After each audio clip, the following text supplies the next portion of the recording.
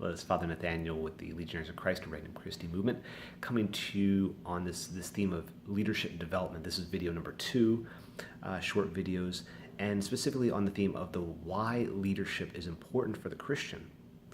I think we all, in this time of elections, you hear over and over again just such disgust, such dissatisfaction in some of our leaders and those potential leaders to be in places like the United States. And, it's easy to miss that point of the role of leadership and why it's so important. We complain about leaders when they get in power or when they're running and we're dissatisfied with them.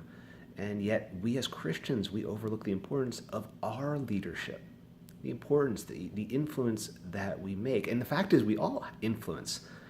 Look at the influence you have in your family, as a husband, as a wife, on each other. The words that you say, the expressions that you make, the details of love that you show or you don't show, and how it affects your loved one or how it affects your children.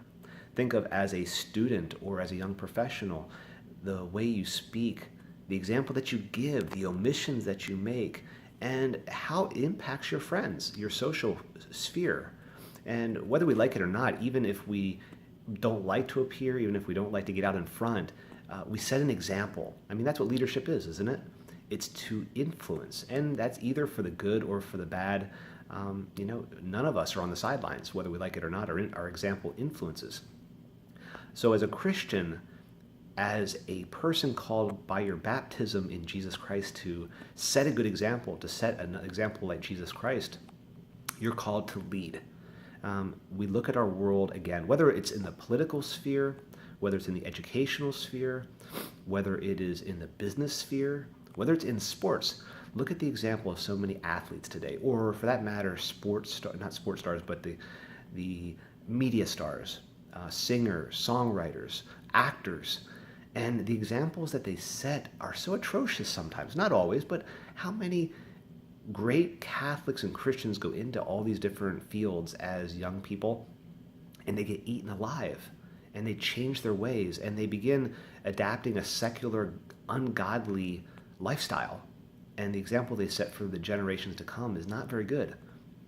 So it's incumbent on us as men and women, as young people, to stand up, to be like St. Paul, to be like Jesus ultimately, who gave testimony for the truth, who, when confronted by a culture of death that chooses to abort, that it chooses to define marriage any which way one wants, that it's okay to lie, that it's okay to use people to get where you want to go. The Christian says, no, that's not okay, and uses words and uses one's own example, hopefully, to define and show to the world that there's a different way. And that is where we influence. Again, we may think leaders are ones that run big companies or write popular books or are on TV or magazine articles, but the fact is, there are some of those people out there, and we hopefully, if we train them, or if we ourselves are chosen to be in those positions someday, we'll be ready to hold that responsibility.